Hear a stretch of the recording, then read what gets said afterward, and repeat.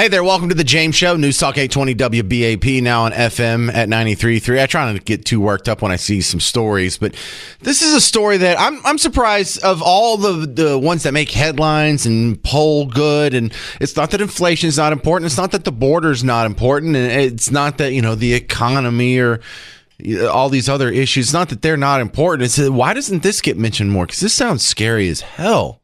Fort Worth has 900 untested rape kits, and my first impression is like, is that more or less than normal? Because NBC5 broke the story, and then there's a good sort of elaboration in the Dallas Observer. And that's not normal because the entire state of Texas has 1,130 untested rape kits. So more than half, way more than, I know that is kind of breaking news.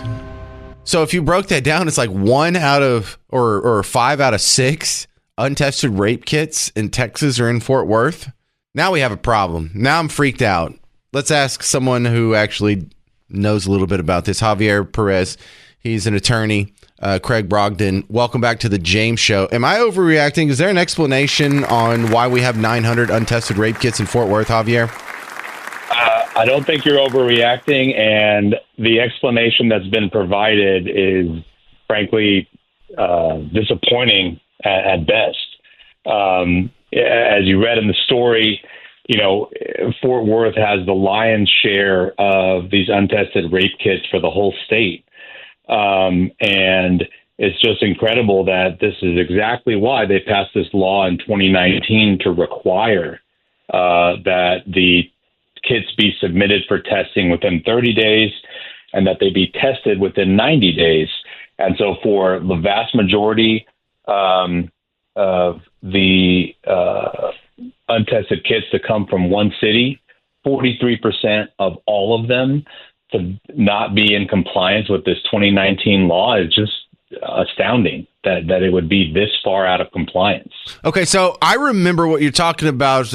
When was that law? It was a few years ago about the untested rape kits. There were some people coming through and saying, look, it's not that unusual to have untested rape kits if the guy pleads guilty or confesses immediately. It would make sense that they're not going to waste the taxpayer money and the time and the effort to go have that thing tested. He already admitted it. We know the answer is yes. There's also instances where the guy either dies in jail or he gets shot in the process, or he gets shot afterwards before they can catch him and bring him in. And so I can see why those rape kits wouldn't be tested. I feel like that's not what we're dealing with here, though, given the numbers of how many are in Fort Worth compared to elsewhere. Right. And I think if they're going to take it out of kind of the processing protocol, that'd be one thing. But this is they're not even starting to process them. And they're months late, sometimes over a year late that they haven't been tested. From my reading of this reporting, it looks like Fort Worth is the only or one of the only metropolitan police departments that has its own testing facility. And so they're trying to keep it in-house maybe, and the in-house facility is understaffed. I think they said they have room for 8 of the laboratory people, and only 3 of those slots are filled. But I mean, that doesn't really explain why they're not even getting sent for testing. Yeah, that's a lame excuse. It's a big mess. So shouldn't somebody be charged with a crime or go to jail? I mean, I don't know that there's that extreme or that serious of a penalty, but it is a good question. It's okay, so you set this rule for them to comply within this specific timeline, but what happens when they don't? I think that's the open question. Is there's not an incentive for them or penalty to get them into compliance. There's also apparently funding available from the state if it really is an issue of understaffing.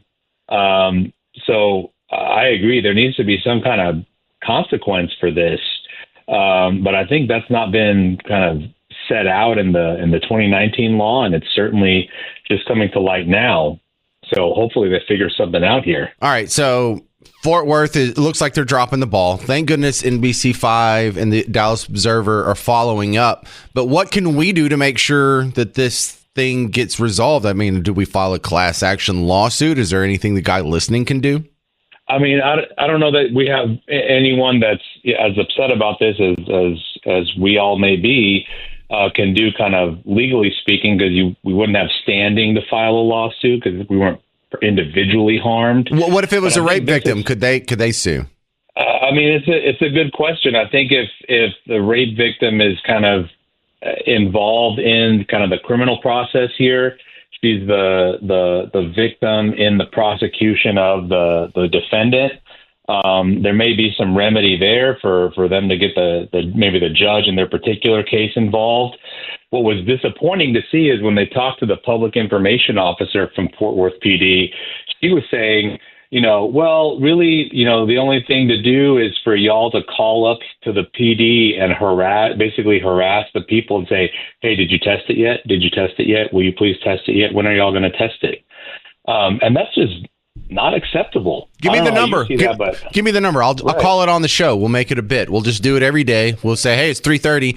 Time to call Fort Worth about the untested rape kits. Javier, you did not make me feel any better about this story, but this is important that I needed to know the truth, even if I don't like it.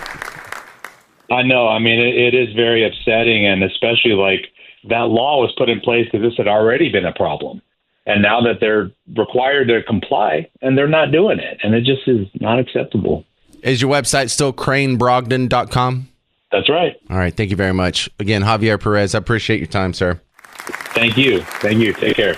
If you need help, cranebrogdon.com. There's even a section that says abogado. So if English is not your first language, it looks like he can help you out there too. Daniel in Dallas, you're on WBAP. Your thoughts? Well, I can tell you from a personal standpoint, you as an ex-law enforcement, not of this state but of another state, it boils down to the point that you don't have the manpower. Every police... Well, hang on. I hate to cut you off. It's just the last segment, and I can't go over. All the other cities seem to have the manpower. There's no reason 900 out of 1,100 should be from the same city. That city's doing something wrong. And I agree that it should not be like that. But like I was telling the guy that took my statement earlier, I have a case myself that's over a year and a half long, waiting on it to be called to the court because it's a federal case that's in the backlog. I mean, it's terrible. I mean, people, they're shorthanded. They don't pay enough to begin with to be a cop. And that's the reason I got out of it. Loved being a cop. Absolutely loved it. Just couldn't make a living at it. Could not. So I got out. But I do know a lot of precincts that are short-staffed, and I'm not making an excuse. 900 out of 1,100 definitely is not cool. Yeah, I'm just saying it's got to be more than that. All these other police departments, they can staff up, they can send off their kits, they can get them tested at a much better clip than Fort Worth, sir. It's true, and I would start looking at the higher-ups as far as if you want to start looking at what's caused. That, to me, the chief is not doing what he's supposed to be doing and keeping the fire lit underneath, people's rear end. So this seems like this bothers me. This should be a much higher priority. We shouldn't be passing any laws against plastic straws or electric cars or any of those other subsidies until this gets fixed. Thank you for your call, Daniel in Dallas. Again, didn't make me feel better, but that's the truth. But here's what I would like to propose to my friends in Fort Worth and really any major metropolitan area or small town that is having issues getting your rape kits tested before you let any rapist go unpunished. How about no more government-sponsored choo-choo trains? How about we don't even study the idea of building one over the Trinity River Bridge project or making some park in the floodplain until all these kits are tested? Can we do that? Fort Worth, I know y'all spend money on that. I know y'all throw money at DART and the Trinity Rail Express. How about no more $75,000 art installation in the median of some Fort Worth city councilman's district until all of these kits are tested?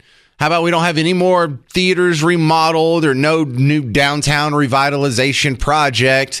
I want no new bike paths in Fort Worth until you get caught up on your rape kits. Can we just do that? Can we admit that our sisters, our wives, our daughters being raped is more important than some goober on a 10-speed having his own path? How about no new solar-powered tax credits or any of those other green energy projects? We need some natural gas buses or whatever. No new dog parks until you test all your rape kits. There's 900 rapists out there that are getting away with it, that are going around unpunished, and I think that's more important than having a DEI program or whatever Title IX administrator you guys are funding. You got money for the gay BCs to be in your kids' elementary school, but not to test these rape kits.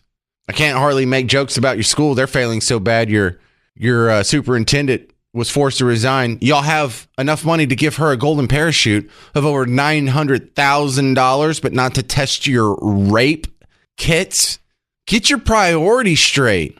And this is me telling you, I'm one of life's great screw-ups. I have terrible judgment. I make terrible decisions. In many aspects, I'm a good example of a bad example. You should not be getting talked down from a talk radio host, from anybody who works in radio. You know what a bunch of drunken slobs we are? Get it together. This really bothers me. It should bother. I feel like this should be a bigger deal. This should be like this should have been asked about in the debate last night with Ted Cruz and Colin Albright. I know they don't directly have anything to do with it, but you think it'd be a bigger story. So, look, I don't want to leave you on such a down note. In fact, I want to leave you on an up note. As much as stuff like this gets me depressed, all I have to do is go to the store. I go to a 7-Eleven and all of a sudden I feel better. I walked into a 7-Eleven today and they keep coming up with new flavors of beef jerky. Have you seen these? There's now a Dr. Pepper flavored beef jerky. Have you tasted it? Have you opened it and put the processed meaty goodness that's the regular old beef jerky sticks, but with Dr. Pepper? What is it, soaked in Dr. Pepper syrup? So I went in looking for it today. They didn't have any. Apparently, I'm not the only guy that likes Dr. Pepper flavored beef jerky, but you know what they did have? They now have Fritos chili cheese flavored meat sticks. And wait, if you had Fritos chili and cheese, that's a bug tussle delicacy. That's Frito pie. We have Frito pie flavored beef jerky. How good can life get? I know there's 900 untested rape kits in Fort Worth, but the snacks are out of this world. Netflix is killing it. There's a lot to be happy about. So don't let this all drag you down too much. I'm James Parker. This has been The James Show. News Talk 820 WBAP, now on FM at 93.3.